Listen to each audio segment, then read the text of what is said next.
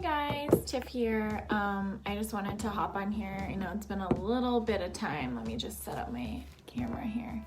I know it's been a little bit of time since I made a video, but God's been speaking to me about something, and I think that it ministers to me, but someone out there might also need to hear this as well.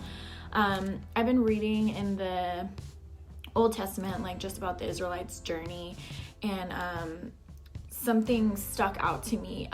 There were two things. One was in Exodus 32, and then the other one was in Deuteronomy 1. And so I just want to encourage anyone that needs to hear this word, including myself. In Exodus 32, basically what is happening is they're at the Jordan. So they've been roaming around for 40 years, and they're finally at that place where they're about to cross over and possess the promised land. And something that I think is really important to realize, especially for us standards, is that we think that the promised land is when our prodigals go back to God and then eventually come home.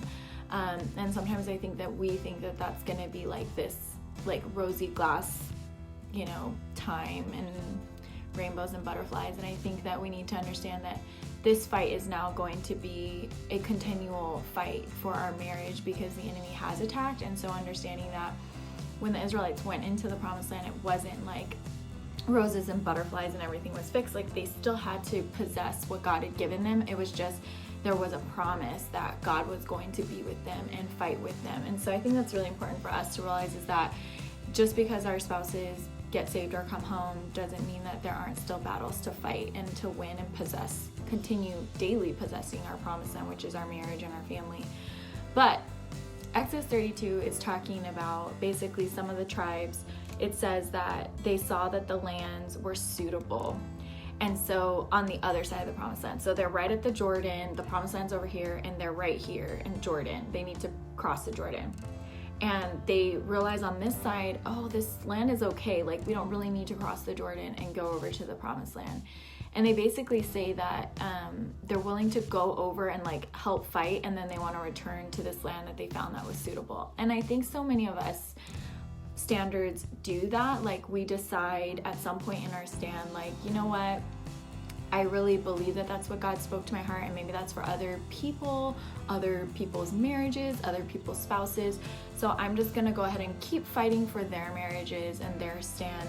But for me, I'm just gonna settle in this land over here. And that's something that God's been speaking to me about, because I've been in my stand for 2.5 years, and I've started to wonder, maybe this isn't for me. Maybe this miracle is for other people and not for me. And so I think it's really important to remind yourself how God called you into this, why he called you into this, and what you're praying for. Also in Deuteronomy 1, it talks about, and this really stood out to me for some reason, it talked about in the 40th year on the first day of the 11th month. So a lot of us are in this indefinite waiting time. We don't know how long we're waiting. We know that God has called us into it, but we don't necessarily know, okay, but how long, And so I underlined this verse in my Bible because I was just thinking, for the Israelites, we know now that it was 40 years, but for them it was this indefinite amount of time, and they had no idea that they were in the final month. They were in the 40th year of the 11th month. So that means they were so close to entering. And I think so many of us don't know how long our time is, and we see it as this indefinite timeline, and it feels forever. And I completely feel that. I empathize with that. I understand that. And so I by no means am downplaying how long you've been standing and waiting and praying and what your situation looks like. But I was challenged when I read this. I really felt God speak to me, Tiffany, your promise fulfillment is closer than you realize. Do not give up now. Do not settle on this side of the land because you're starting to wonder, maybe this isn't for me. Maybe this is okay on this side. I'll just settle here and I'll believe for other people's marriages. And so I think somebody out there needs to hear that too. I honestly believe that I'm in the 40th year of the 11th month, and that I'm so close. And so I'm challenging myself, Tiff, this is not the time to back down, to cower down, to give up. This is the time to press in and pray. And I believe that a lot of you are also in that 40th year of the 11th month. You don't know that your promise is close and your breakthrough is close, but it is coming. And so hang in there. Do not be okay just settling. Like, if God has spoken that promised land to you, hold on to that no matter what. And remember, I think all of us need to remember that the promised land doesn't mean it's roses and butterflies and unicorns and candy. It's gonna be also hard work. There are battles to fight, but God goes with us, and he's given us that promise. And the final thing, I don't know if I've shared this in a previous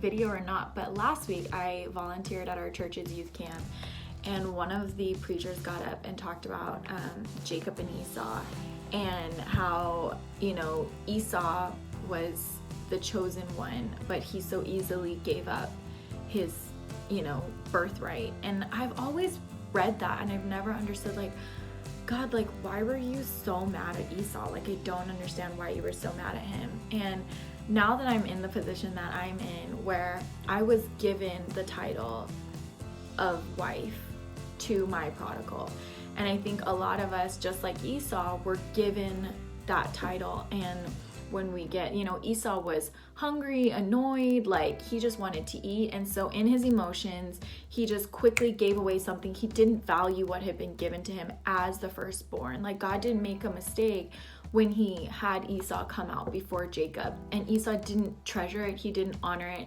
He was weak. He was tired. He was hungry, which I think all of us can relate with. Like, we are worn out. Like, this is exhausting, especially like for those of you that have children and you're parenting alone. Like, my hat's off to you. Like, I don't have children, and so I really am just responsible for my own emotions, but I know that it's so exhausting every single day that your spouse is away. And so, but I also want to speak to the fact that just like God didn't make a mistake when he made Esau firstborn, that was not a mistake. He wanted Esau to be the one with the birthright, and he got so angry at Esau because he felt like, I gave you that position and you didn't honor it, you didn't cherish it, you just gave it away in the moment of a weakness and a hunger and this and that. And so I think the same goes with us. Like, so many people pray and ask for spouses and to be married and to have kids and to have a family, and here we are, and yeah, we didn't know that this is what it would look like. We didn't sign up for this, but God didn't make a mistake